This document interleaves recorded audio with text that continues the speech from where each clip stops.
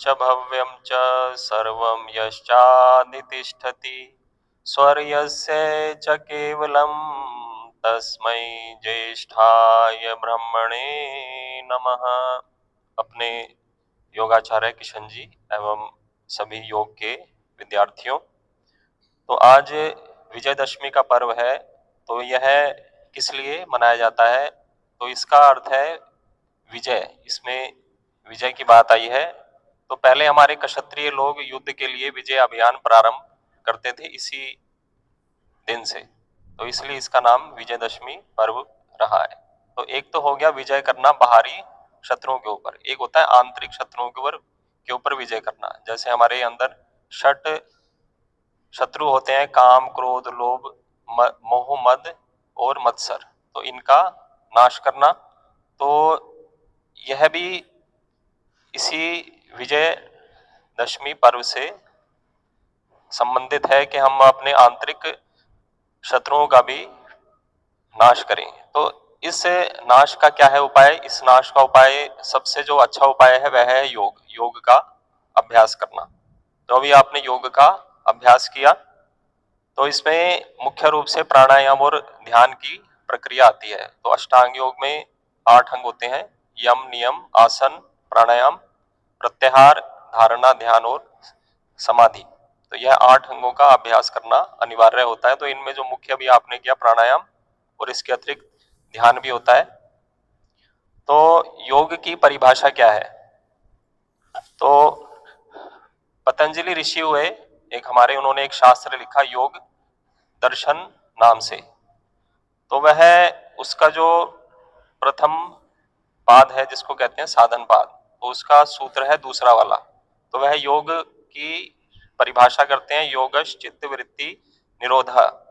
योग है चित्त की वृत्तियों का निरोध करना। तो महर्षि दयानंद ने इसकी परिभाषा की है कि चित्त की वृत्तियों को सब बुराइयों से हटा करके शुभ गुणों में स्थिर करके परमात्मा के समीप में मोक्ष को प्राप्त करने को योग कहते हैं। तो इसमें योग का, इसमें क्या अर्थ है कि चित्त की वृत्तियों को बुराइयों से हटाना, एक तो ये अर्थ आया। फिर इसके अतिरिक्त हुआ कि परमात्मा के समीप में जाकर मोक्ष को प्राप्त करना। तो मोक्ष किसे कहते हैं? ईश्वर के आनंद को प्राप्त करना। और इसका एक अर्थ है दुखों से छूट जाना। तो यदि हमें दुखों से छूटना है तो हमें परमात्मा के समीप जाना होगा, क्योंकि उसके अंदर दुख नहीं है परमात्मा के अंदर, और वह दुखों का नाशक भी है, और वह हमें सभी बुराइयों से भी छुड़ाता है। उसके अंदर विद्या है, ज्ञान है, तो वह उसके अंदर शुभ शिक्षाएं भी मिलती हैं योग के अभ्यास से। तो मोक्ष एक तो होता है कि भी, एक अर्थ मोक्ष का ये भी है कि शरीर के बंधन से छूट जाना, कि जन्म और मरण के बंधन से छूट जाना, एक वह मोक्ष है। तो वह हमारा अंतिम लक्ष्य है। लेकिन उससे पूर्व यदि हम मोक्ष का आनंद प्राप्त करना चाहें जीते जी, तो उसका साधन है योग। तो योग से मैं मुख्य रूप से लेता हूं ध्यान योग। तो यदि हम ध्यान योग करते हैं तो हम बाहरी जो हमारी वृत्तियां जो विषयों में लगी हैं उससे हटके हम अंतर्मुख होके ईश्वर के आनंद को पाते हैं और दुख से अलग भी होते हैं। यदि दुखों से छूटना है तो आपको अंदर आना पड़ेगा, ईश्वर की साधना करनी पड़ेगी, उसका ध्यान करना पड़ेगा। और इसमें स्वामी दयानंद ने अर्थ दिया कि वियोग किसको कहते हैं? कि परमेश्वर उसकी आज्ञा से विरुद्ध बुराइयों में फंस के उससे दूर हो जाना, कि जो परमेश्वर है उसकी और जो उसकी आज्ञा है उससे हम हट गए और कहाँ चले गए? बुराइयों में चले गए। तो यह है वियोग। और एक अर्थ और उन्होंने दिया, उपासना समय में परमेश्वर के अतिरिक्त विषय से मन की वृत्ति को सदा हटाए रखना चाहिए, यह भी योग है। कि जब हम उपासना करने लगे तो फिर हमें सांसारिक विषय रखने नहीं है मन में, हमें केवल परमात्मा की वृत्ति रखनी है, केवल उसका ही ध्यान करना है। और इसके अतिरिक्त जब हम व्यवहार करेंगे तो हमें उसमें अधर्म का व्यवहार करना नहीं है, यह भी योग है। उससे भी अपनी मन की वृत्ति को हटाना है अधर्म व्यवहार से।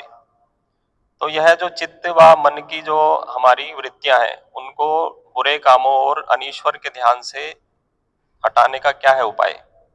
तो योग दर्शन का जो प्रथम पाद है उसका सूत्र है 12। उसमें लिखा अभ्यास वैराग्याभ्याम तन निरोधा, कि अभ्यास और वैराग्य के द्वारा हम चित्त की वृत्तियों का निरोध करते हैं। तो दो है साधन, अभ्यास और वैराग्य। तो अभ्यास किसका करना है? ये जो 8 अंग है इनका ही अभ्यास करना है, इसका निरंतर अभ्यास करना है, बार बार प्रतिदिन करना है, निरंतर करना है, तभी हमारा अभ्यास टिकता है। यदि एक दिन करा, कुछ दिन छोड़ दिया और इसका समय भी निश्चित हो, कभी देर से किया कभी जल्दी किया, वो भी ठीक नहीं है। तो निरंतर करना है और प्रतिदिन करना है। इसके अलावा वैराग्य क्या है? वैराग्य है कि सब बुरे कामों और दोषों से अलग रहकर उपासना योग में प्रवृत्त रहना, यह है वैराग्य। या इसका एक मैं दूसरा अर्थ आपको बताता हूँ, विराग, कि जो हमने संसार के विषयों में हमने राग किया हुआ है उनसे थोड़ी देर के लिए हटा देना जब ईश्वर की उपासना करें, तो यह है वैराग्य। वैसे इसकी परिभाषाएं और भी हैं, दूसरी वाली वो कभी बाद में चर्चा करेंगे। तो योग का लाभ क्या है, प्रयोजन क्या है इसका योग का? तो स्वामी दयानंद ने अर्थ दिया है वेद भाष्यों में कि जो मनुष्य योगाभ्यास करते हैं उनके जीवन में रोग रूपी दुख आते नहीं है। तो यदि रोगों से भी छूटना है तो उसके लिए भी योग का अभ्यास है। तो रोग आदि जितने भी दुख हैं वह योग के अभ्यास से छूटते हैं।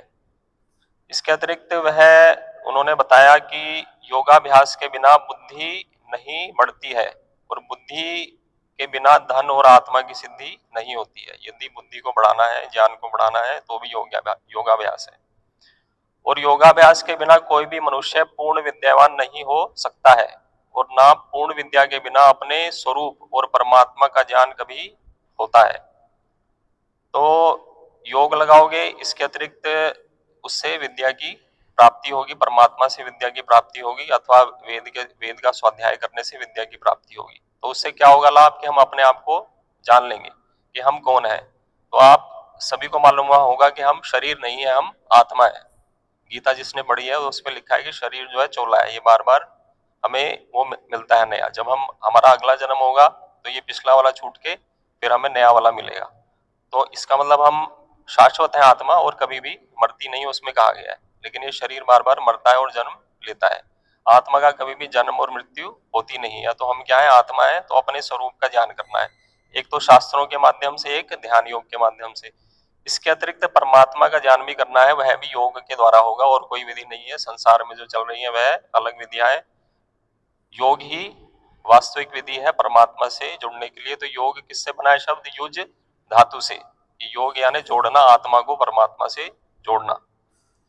तो और जो उन्होंने लाभ बताए, उपासक योगी और संसारिक मनुष्य जब व्यवहार में प्रवृत्त होते हैं तब योगी की वृत्ति तो सदा हर्ष शोक रहित आनंद में प्रकाशित होकर उत्साह व आनंद युक्त रहती है। तो योगी की प्रवृत्ति कैसी होगी कि वह जब भी व्यवहार में प्रवृत्त होगा तो वह हर्ष शोक से रहित होगा, सुख दुख से रहित होगा और आनंद में प्रकाशित रहेगा। जब ईश्वर का ध्यान करेगा तब भी, और बाहर भी उसका प्रभाव होगा थोड़ा सा। और संसार के मनुष्य की वृत्ति कैसी होगी? सदा हर्ष शोक रूप दुख सागर में डूबी रहती है। वह हमेशा ही परेशान रहेगा, कभी सुखी रहेगा कभी दुखी रहेगा। लेकिन जो योगी होगा वह ईश्वर के आनंद में डूबा रहेगा अधिक से अधिक। तो उपासक योगी की तो ज्ञान रूप प्रकाश में सदा बढ़ती रहती है, उसका ज्ञान भी बढ़ता है, ज्ञान रूपी प्रकाश। और सांसारी मनुष्य की वृत्ति सदा अंधकार में फंसी रहती है, अज्ञान रूपी अंधकार में। उसे यही नहीं पता होता मैं कौन हूँ, परमात्मा कौन है और मुझे कैसे व्यवहार करना है। तो उसे संसार में व्यवहार करना भी नहीं आता है कि किस तरह से व्यवहार करें। सदा ही वह दुराचार में प्रवृत्त रहता है, उसका आचरण भी ठीक रहता नहीं है। एक उन्होंने लाभ बताया, अष्टांग योग से परमात्मा के समीपस्थ होने और उसको सर्वव्यापी सर्वांतर्यामी रूप से प्रत्यक्ष करने के लिए जो जो काम करना होता है वह सब करना चाहिए। तो इसमें है कि परमात्मा के समीपस्थ होना है तो हमें किस रूप से उसका साक्षात्कार करना है कि वह सर्वव्यापी है। तो वेदों में कहा गया कि परमात्मा सर्वव्यापी है, तो इसी रूप से उसका साक्षात्कार होना चाहिए, प्रत्यक्ष होना चाहिए। और ये बताया कि सर्वांतर्यामी है, कि हमारे अंदर भी बैठा है, मन की बातों को भी जानता है। तो यह सब हमें करना योग्य है कि जो सर्वांतर्यामी है और सर्वव्यापी है उस परमात्मा का प्रत्यक्ष करना है हमें। तो जब इन साधनों को करता है तब उसका आत्मा व अंतकरण पवित्र होकर सत्य से पूर्ण होता है, नित्य प्रति ज्ञान विज्ञान बढ़कर मुक्ति तक पहुंचता है। तो योग का क्या लाभ है? मुक्ति तक पहुंचोगे आप। आप अगर अगर गीता पढ़ोगे तो श्री कृष्ण योग की बात भी कर रहे हैं, मुक्ति की बात भी कर रहे हैं, निर्वाण भी कहा है उन्होंने उसको। तो ये योग के अभ्यास से ही सिद्ध होगा। श्री कृष्ण ने भी छठा अध्याय ध्यान योग का लिखा है और सीधा लिखा है कि इससे परमानंद की प्राप्ति होगी, परम सुख मिलेगा। इससे ही जो ईश्वर के अंदर ही होता है, हमारे पास नहीं है वो परम सुख। अगर ये लेना है तो फिर परमात्मा से जुड़ना पड़ेगा और इससे हम मुक्ति तक भी पहुंचेंगे, यानी जन्म और मरण के चक्र से छूट जाएंगे। आपको भी पता है कि जब तक शरीर रहेगा तब तक सुख दुख से पूर्ण मुक्ति नहीं है। तो यदि अगर सुख दुख से पूर्ण मुक्ति चाहिए तो फिर मोक्ष ही है, अंतिम उपाय और कोई नहीं है। क्योंकि यहाँ पर जब तक आओगे तो सारे सांसारिक व्यवहार भी करने पड़ेंगे, बड़े आवश्यक हैं। क्योंकि शरीर का निर्वाह जो होता है वह बिना व्यवहार के होता नहीं है। आपको भी पता है, इसको भोजन की भी है आवश्यकता और इसके लिए सारे काम करने पड़ते हैं। ये सारे काम शरीर के लिए होते हैं। आधे से ज्यादा आप जो काम करते हैं वो शरीर के लिए कर रहे हैं, आत्मा के लिए काम नहीं होता इतना। क्योंकि शरीर को शरीर की आवश्यकता है, भोजन भी चाहिए, वस्त्र भी चाहिए, रहने के लिए मकान भी चाहिए, धन चाहिए, ठीक है, विद्या भी चाहिए, सांसारिक विद्या। अगर संसार में काम करना है कुछ किसी क्षेत्र में तो सांसारिक विद्या भी चाहिए।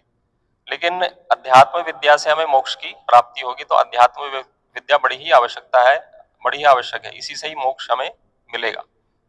तो यह मैंने बताया, फिर आगे भी इसके मैं लाभ बताऊंगा। और इसकी जो विधि है योग, जो हमारा शास्त्र लिखा गया दर्शन शास्त्र, तो मैं इस रूप में आऊंगा बार बार वीरवार को। जैसे आपने कहा था सुबह, तो मैंने ये किया प्रयास किया मैं सुबह आने का प्रयास करूं, जिससे आप सभी को लाभ हो। तो एक मैं बस और इसके लिए आपको कहता हूं कि जैसे योग का अभ्यास करोगे तो शरीर शुद्ध होना आवश्यक है, स्नान करके करें आप इसको एक तो। और इसमें आहार भी हमारा होना चाहिए शुद्ध। आहार विहार जब तक शुद्ध नहीं होगा तो योग लगेगा नहीं। तो आहार में मांसाहार या फिर मद्यपान या फिर कोई भी अहितकारी तामसिक भोजन भी नहीं करना है, राजसिक भी नहीं, सात्विक आहार करना है। यानी फलाहार अधिक से अधिक करना है। दूध फल हो गए, तो फलों से भी हमारी शुद्धि होती है। कई लोग फल नहीं खाते हैं, तो फल को अधिक से अधिक लीजिए। जिसने योग का अभ्यास करना है तो वह फल अधिक से अधिक ले, कुछ दूध ले या फिर कुछ जड़ी बूटियों का रस ले, जिससे हमारा हमारा शरीर भी शुद्ध हो। तो शरीर को शुद्ध करके बाहर से भी, तो एक इसमें योग के अंग में जो नियम आता है उसमें एक आता है शौच। तो शौच का अर्थ होता है शुद्धि। तो इसका अर्थ है बाहर की भी शुद्धि और अंतर की भी शुद्धि। बाहर यानी शरीर आदि की भी शुद्धि और मन की भी शुद्धि रखो। मन में किसी के प्रति राग राग द्वेष ना हो, कोई आसक्ति ना हो। जैसे किसी से व्यवहार वो हो गया तो उसके प्रति हमारे मन में द्वेष आ जाता है, तो उसको किस पे छोड़ना है? परमात्मा के ऊपर छोड़ दो। मैंने जो करना था कर दिया, अब मैं ईश्वर के ऊपर छोड़ता हूँ।